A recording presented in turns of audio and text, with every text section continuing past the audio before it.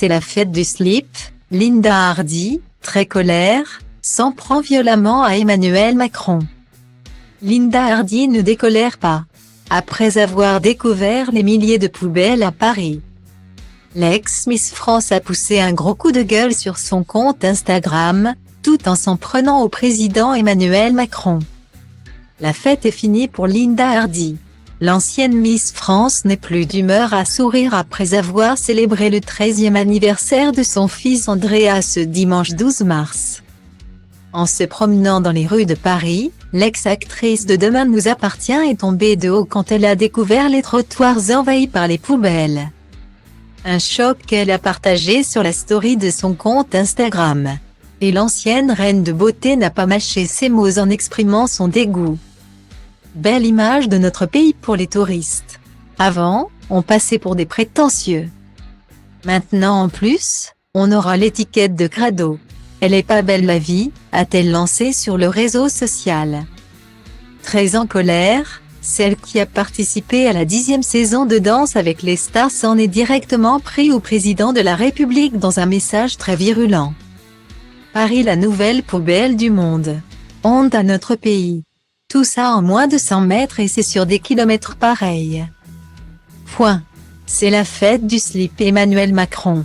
Et le bonhomme se permet de donner des leçons aux autres quand il va à l'étranger mais c'est vrai. Il assume tout lui, a-t-elle continué. Et d'ajouter, comment mettre le pays à feu et à sang. Point. Le mec est un génie en fait. Ça doit le faire kiffer de passer pour un, aux yeux des autres pays.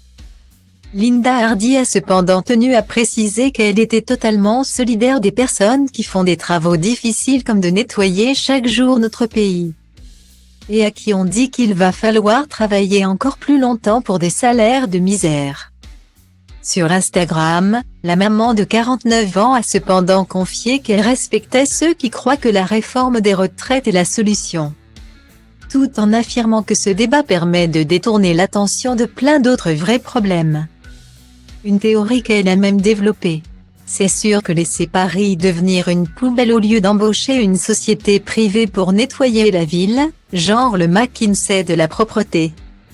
C'est presque stratégique, a-t-elle déploré.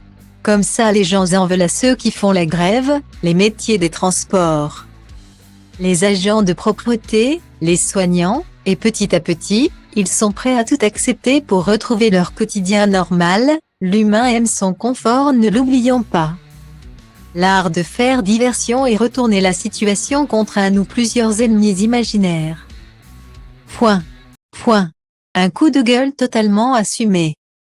Peste tine dintre atâta lume, dacă ți-a spune că destinul de vină mai crede în sunt angajat la un centru de chirie ca să te prinde. Oh, și aveam o zi nasoară când te-am văzut pășind pe scară, ce sus din buzunar tot soarele de afară. Când ai cerut orașul îngerilor, ți-am spus că meriți paradisul și tot sângele lor. Mi-ai spus că totul rezervezi peste câteva zeci de ani. Cu cineva de mână o fi vorba despre Maximilian. Eu zic că da, mă simți, așa e de când lumea băieți răi, fete cu minți. Asta vor băieții răi, clar băieți răi. Asta vor fetele în general, fete cu minți. Asta vor băieții răi, clar băieți răi. Asta vor fetele în general, fete cu minți. Asta vor băieții răi, clar băieți